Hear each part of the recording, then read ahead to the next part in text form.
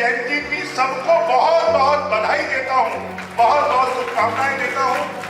हम किनके वंशज हैं और हमारे जो पूर्वज अग्रसेन जी रहे हैं, जिनको हम भगवान मानते हैं, उनकी शौर्य क्या था, उनकी गाथा क्या है, उन्होंने क्या काम किया कि जग में उनका नाम हुआ। परंतु हमको इस बात के ऊपर में विचार करने की जरूरत है। हमारे जो पूर्वज थे, लोग बोलते हैं कि जितनी इस देश में तीर्थ स्थलों पे धर्मशालाएं हैं, दवाखाने हैं, अन्य क्षेत्र हैं, वो उन्होंने बनवाए थे। और हमारी नई पीढ़ी क्या इस काम को कर रही है, क्योंकि हमको हमारी नई पीढ़ी को प्रशिक्षित करना है। कभी हमको इस बात की चिंता करनी चाहिए कि क्या हमारे समाज में कोई बुजुर्ग, माता पिता, दादा दादी, किसी को वृद्धाश्रम में जाने की जरूरत पड़ रही है? अगर पड़ रही है तो फिर हम अग्रसेन जी के वंशज नहीं हो सकते। हमारी सबसे बड़ी ताकत कोई है तो परिवार है, और इसके परिवार को जोड़ के रखना ये सबसे बड़ा काम है। और इसलिए हमको इस बात की चिंता है कि हम अपने बच्चों को संस्कारित करें, अपने बच्चों को परिवार से जोड़कर रखें। जो हमारी पहचान थी, लोग बोलते हैं कि अगर संयुक्त परिवार किसी समाज में सबसे ज्यादा है तो अग्रवाल समाज में है। हमको अपनी पहचान को जिंदा रखने की जरूरत है, अपने बच्चों को संस्कारित करने की जरूरत है।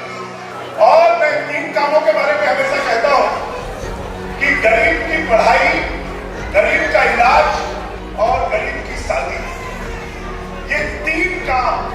और जिस दिन समाज इन 3 कामों को करने लगेगा, उस दिन आपके 50,000 में 25,000 लोग आने लगेंगे कि समाज खाली जयंती नहीं बनाता, सिर्फ जयंती नहीं बनाता, वो समाज में कमजोर लोगों के लिए काम करता है। और इसके लिए चाहे वो हमको स्कूल खोलना पड़े, चाहे अस्पताल खोलना पड़े, चाहे हमको गरीब बच्चियों की शादी करने के लिए कोई ब्यूरो बनाना पड़े, क्योंकि अग्रवाल अगर गरीब भी है तो स्वाभिमानी है, वो मांगने नहीं आता।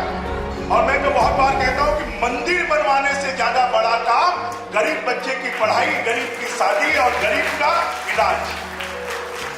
ये 3 काम जिस दिन हम शुरू कर देंगे, उस दिन आपके रायपुर शहर के 10,000 परिवारों में 50,000 लोग रहते हैं। आप देखिएगा 25,000 लोग आएंगे, उनको लगेगा कि समाज हमारे लिए कुछ कर रहा है, खाली जयंती बनाने का काम नहीं कर रहा। और अग्रसेन जी ने हमको यही बताया है कि 1 ईंट और 1 रुपये के माध्यम से उनके राज में आने वाला हर व्यक्ति सुखी होता था।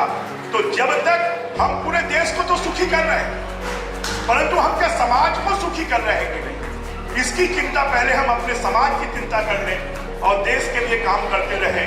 मैं आप सबको पुनः बधाई और शुभकामनाएं देते हुए अपनी वाणी को विराम देता हूं। बोलिए अग्रसेन महाराज की।